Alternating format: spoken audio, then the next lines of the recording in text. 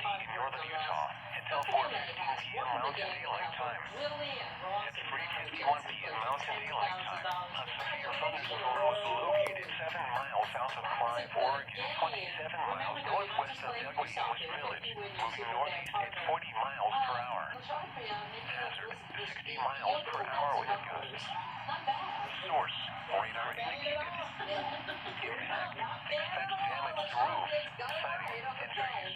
Locations intended include Dell, Skull Valley, and Clive. This includes Interstate 80 in Utah between mile markers 55 and 77. For your protection, move to an interior room on the lowest floor of a building.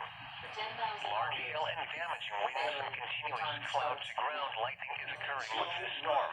Move indoors immediately. Lightning is one of nature's leading killers. Remember, if you can hear thunder, you are close enough to be struck by lightning. Repeating, a severe thunderstorm warning has been issued until 4:15 p.m. Mountain Daylight Time for the following county: Utah. Flash flood.